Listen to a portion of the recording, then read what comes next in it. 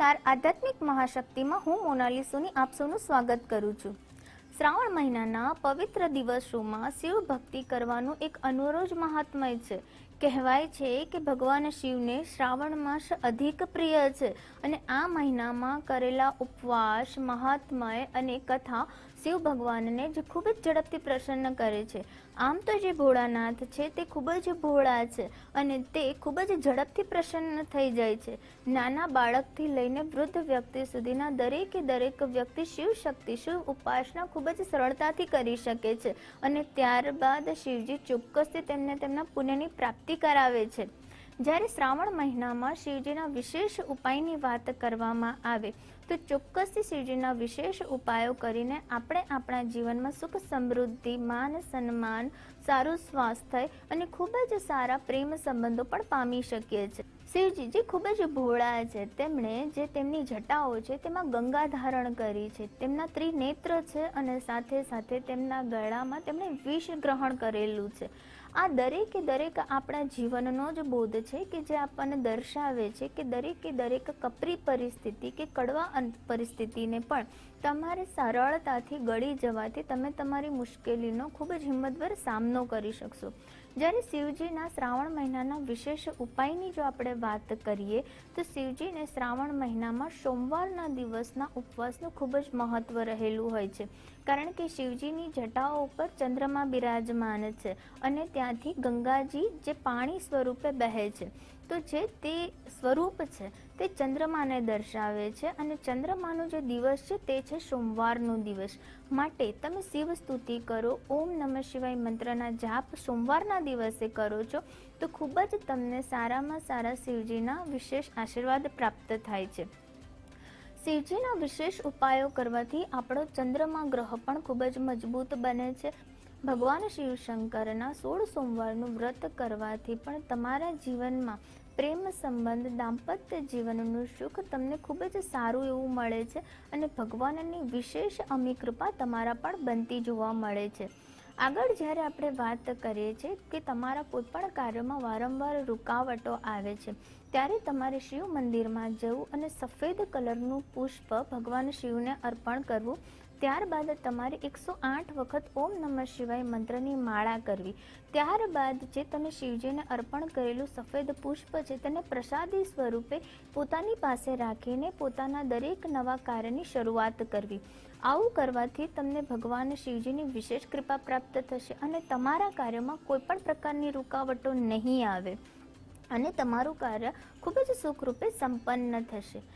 જ્યારે વ્યક્તિ પોતાના જીવનમાં કોઈ પણ પ્રકારના માંગલિક કાર્યો નથી કરી શકતું, વ્યક્તિને વારંવાર માંગલિક કાર્યોમાં અડચણ આવે છે, ત્યારે તેણે અશોક પાનના પત્તા લેવાના છે। આ 5 કે 7 પત્તા અશોક પાનના લઈને શિવ મંદિરે જઈ ગંગાજળથી તેને ધોઈને શિવજીને અર્પણ કરવા, ત્યારબાદ તેની ઉપર તેણે ઓમ લખવાનું છે અને ઓમ લખ્યા બાદ તેમણે શ્રી શિવાય નમોસ્તુભ્યમ મંત્રનો જાપ કરી તે પાનના પત્તા પોતાના ઘરે લાવી પોતાના મંદિરમાં રાખી દેવા। ત્યારબાદ જ્યારે થોડા દિવસોમાં જે પત્તા સુકાઈ જાય છે તે પત્તાનો તેણે ભૂકો કરીને તેણે નદીમાં પ્રવાહિત કરી દેવું। આવું કરવાથી વ્યક્તિની દરિદ્રતાનો નાશ થાય છે, સાથે સાથે માંગલિક કાર્યોમાં આવતી અડચણો પણ વ્યક્તિની દૂર થાય છે। આગળ જ્યારે આપણે વાત કરીએ છીએ શિવજીના વિશેષ ઉપાયની કે વ્યક્તિને દરેકે દરેક તકલીફ ચારેય દિશા તરફથી તેને આવી પડતી હોય અને વ્યક્તિને કોઈ રસ્તો નથી જડતો, ત્યારે વ્યક્તિએ 11 નાના નાના ઘઉંના લોટ અને ઘીને મિશ્રિત કરીને શિવલિંગ બનાવવું જોઈએ। આ 11 શિવલિંગ ઉપર તેમણે ચંદનનો તિલક કરીને શિવજીને અર્પણ કરવા જોઈએ। શિવ મંદિરમાં આ પ્રકારે શિવજીની પૂજા અર્ચના કરવાથી વ્યક્તિને સાક્ષાત શિવ શંભુ તેના દરેકે દરેક દુઃખ અને કષ્ટમાંથી તેને બચાવે છે અને સાક્ષાત સાથે તેના દરેક અશુભ ગ્રહના પ્રભાવને પણ દૂર કરે છે। આગળ જ્યારે વાત કરીએ શિવ શંભુને પ્રસન્ન કરવા માટેના જો વિશેષ ઉપાયની હું વાત કરું તો વ્યક્તિએ 11 બેલપત્ર લેવાના છે અને તેના ઉપર ચંદનથી ઓમ મંત્ર લખવાનો છે।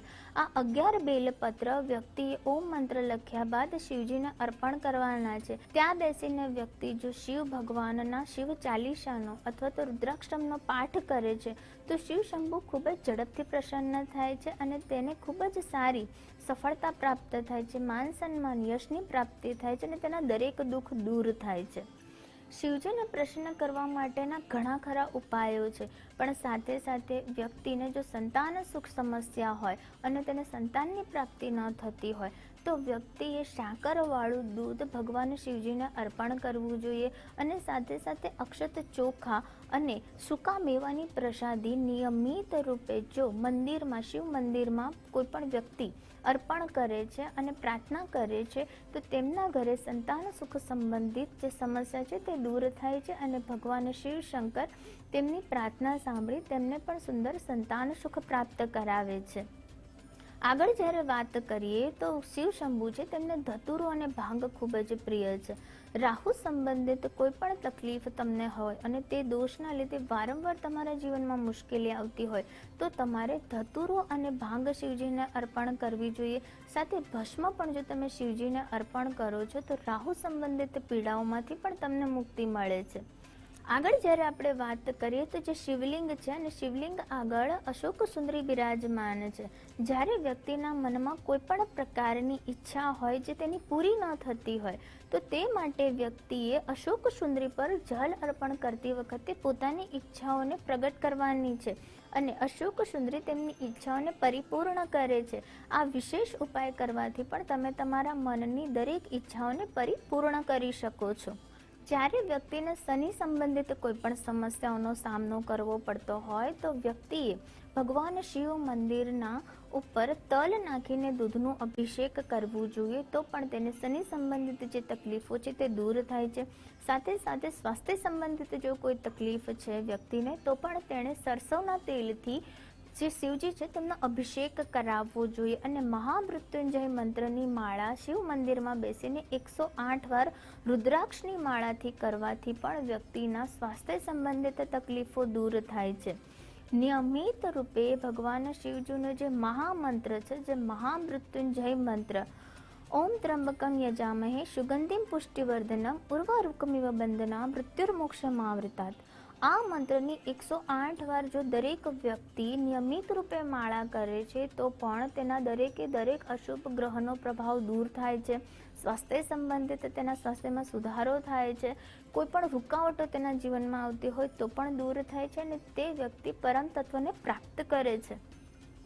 આગળ જ્યારે આપણે અંતિમ ઉપાયની વાત કરીએ તો શિવજીને ગાયના દૂધથી જો નિયમિત રૂપે તમે અભિષેક કરાવો છો અથવા તો તમે દૂધ, દહીં, મધ, સાકર, ગંગાજળવાળા પંચામૃતથી પણ જો તમે શિવજીને અભિષેક કરાવો છો તો પણ શુક્ર સંબંધિત જે પણ તકલીફો છે તે તમારી દૂર થાય છે અને શુક્ર તમારો ખૂબ જ પાવરફુલ બને છે. તેના કારણે તમારા દાંપત્ય જીવનમાં અને તમારા પ્રેમમાં મીઠાશ થતી જોવા મળે છે. આ રીતે શિવજીના વિશેષ ઉપાયો કરીને દરેક વ્યક્તિ પોતાના જીવનને ધનધાન્ય બનાવી શકે છે. શિવજીની કૃપા મેળવીને પણ વ્યક્તિ ખૂબ જ સુંદર પોતાનું જીવન વ્યતીત કરી શકે છે. શિવજીનો રુદ્રાક્ષટમ પાઠ અથવા તો શ્રીવ સ્ત્રોતમ પાઠ અથવા તો મહામૃત્યુંજય મંત્રનો જાપ નિયમિત રૂપે કરવાથી પણ વ્યક્તિને ખૂબ જ સુંદર શિવજીના આશીર્વાદ પ્રાપ્ત થાય છે. અંતમાં જો હું વાત કરું તો ભગવાન શિવને રુદ્રાક્ષ ખૂબ જ પ્રિય છે. ભગવાન શિવ સમક્ષ રુદ્રાક્ષની માળાથી ઓમ નમઃ શિવાય મંત્રનો જાપ કરી ત્યારબાદ જો કોઈ પણ વ્યક્તિ રુદ્રાક્ષ ધારણ કરે છે તો કહેવાય છે કે સ્વયંભૂ શિવ રુદ્રાક્ષમાં બિરાજમાન છે અને વ્યક્તિને શિવ કૃપા અને તેમના આશીર્વાદ મળતા રહે છે. તો આ સાથે જે પણ વિશેષ ઉપાયો મેં તમને જણાવ્યા છે તમે પણ તે કરીને જીવનમાં ધન ધાન્ય અને પ્રગતિ પ્રાપ્ત કરશો. તે સાથે હું રજા લઉં છું. નમસ્કાર.